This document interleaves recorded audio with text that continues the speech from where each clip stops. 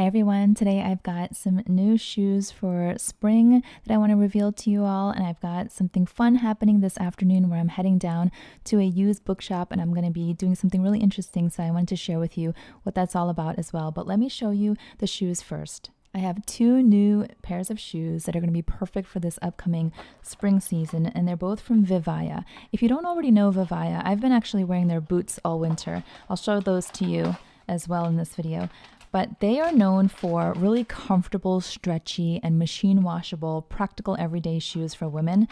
And they're known to be really eco-friendly as well because they use recycled materials like recycled plastic bottles. So let me show you. I've already tried them on. They're super comfortable, but I wanted to show you how they arrived with the full packaging. They always arrive beautifully packaged like so. These are called the Margot square toe flats. Look at that insole, first of all, you guys. Do you see that? It's like a honeycomb detail, really cushioned padding, super soft, has like a silky feel to it. And then back here, I don't know if you can see it, but it's quite plush at the heel. And this was specifically designed to prevent blisters. Now, I've said this before in many of my videos. I will not buy any shoes that require a break-in period. So when I put them on and I start taking a few steps, if there's any bit of discomfort, I will never buy them because I walk so much living in Manhattan, and so I can't deal with break-in periods, blisters, nothing like that. So I am so pleased. And then the fabric, as you can see, is really stretchy. It's got flexibility and movement, so it's gonna be nice when you're walking. It is foldable. I mean, it's really flexible, you guys. Here's the rubber on the bottom so that there's no slip. Look at the front. You know, there are some trendy shoes right now where they're pretty funky looking at the front. This is very subtle. It's not too much. It's not overboard. It's just got a little bit of that squaring that makes it look visually interesting. I think it's super cute. When they're squared off like this, they do make your feet look a little bit more dainty and a little bit smaller. And it's also like really slimming. These are the Icon Loafers.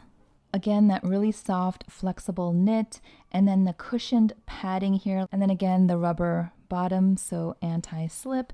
And here as well is the anti-blister cushion. I can see some people wearing these just as like house slippers or house loafers just because they look so cozy, or just like when you go on vacation, you can use them at a resort or in the hotel, but they're too nice to not wear them out. You know, you have to like show them off. So I'll be definitely wearing them in the spring. And I also think they're going to be really pretty in the fall as well, and those in the summer. So I can see myself wearing them with not only pants, but skirts, like longer skirts. I think it's going to be really versatile. So I do have a code for a limited time only. Within 3 days, 72 hours of this video going live, that code will get you 12% off.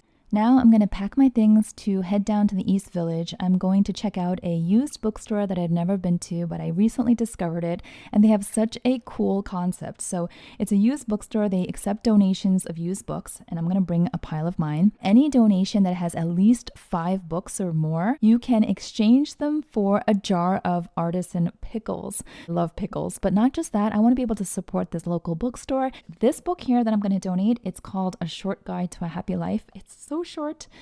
It's like a little conversation with a friend. That's what it feels like. You can read it in one sitting, and there are some photos.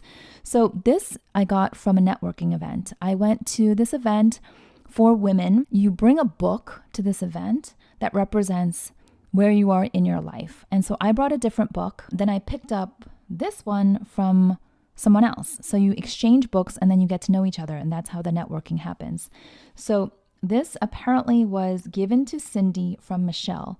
This is the note from the original owner. October 2023 is when it was dated, and it says, "My gift to you. Always shine your light and share it with the world, Michelle." I love finding personal notes like this in used books. But anyway, I'm going to donate this. Hopefully they will accept it. They have rules, like every month they have certain books that they will and will not accept. So you have to check to make sure which ones would be, you know, acceptable. So this one here is called My Husband, and this is from a French author. It's about a woman in her 40s, midlife. She's married. So this wife, she is absolutely obsessed with her husband. They've been married for quite a while, and she just does so many calculating things to try to get her husband's attention. She's trying to win his love and attention and affection, and she just kind of goes crazy. It's funny, it's witty, it's weird, it's shocking, and then there's a twist at the end that makes it even more memorable, and it's one of those books that just kind of stays with you. So if you haven't read this, I highly recommend it, especially if you're married for quite a while and you're in your midlife. I think some of it, as wild as it was, is kind of relatable. Now, this one is the only one, I'm not sure actually if it will be accepted, because the rules for February said no young adult books. This was technically in the young adult section when I bought it for my daughter. But the reason why I bought this for my daughter, who's a teenager, is because she's into little puppy love romance stories.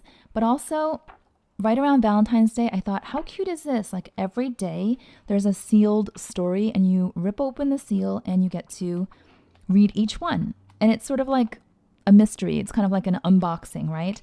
But I opened the first one just to kind of check out the quality of the writing, and unfortunately I was a little disappointed as a parent because the language was more vulgar than I expected. There was also some unnecessary swearing, and I'm not like a prude by any means. So I shared it with her, I let her decide, and she said she wasn't interested in it, so she didn't bother with the other stories. So I feel like it's a bit of a waste, I want to donate it or try to donate it and see if someone else will pick it up. So this one is The Colony. I mentioned in my video that I did on my other channel. For those of you who don't know, I have a second channel. It's a baby channel. I just started it a few months ago and I only have one video up. So I don't know if I'm going to continue it or not, but it's called Hellocatwalkcity if you're interested. But I showed some of the books that I've read, and I added some of my commentary.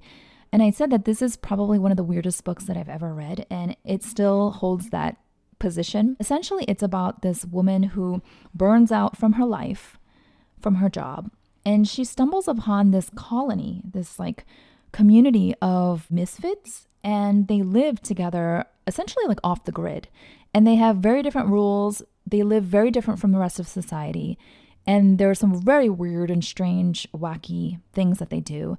But for the most part, it's about stepping away from what society tells us and living in a very different way, and it kind of makes you think. Like my brain was wandering a lot with this book, but it is weird.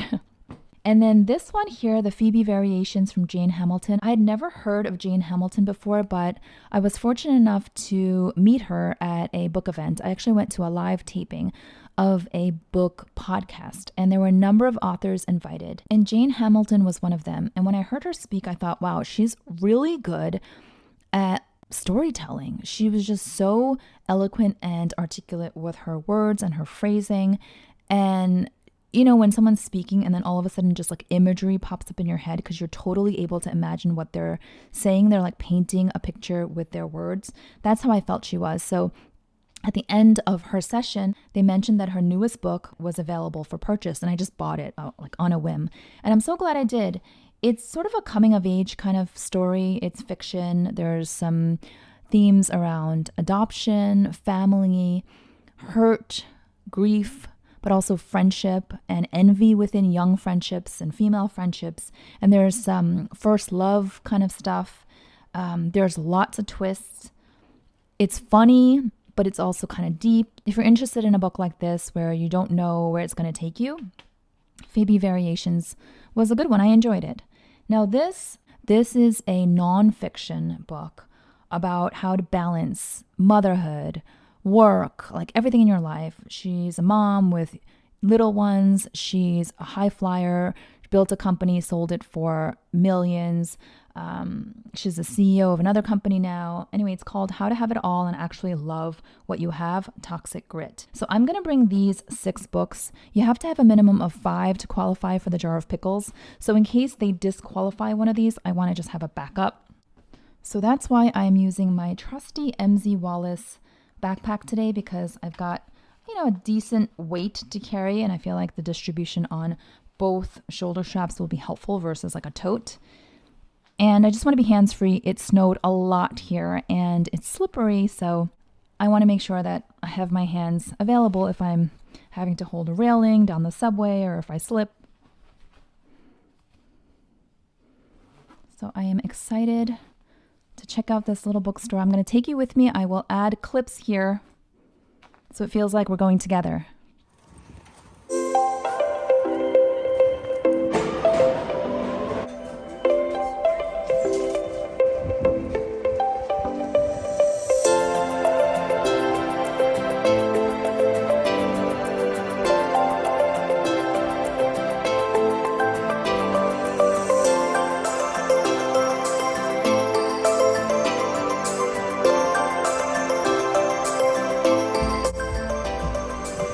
Now to Dudley's for some lunch, taking myself out on a date. My first time here, I heard that the salmon egg benedict is really good.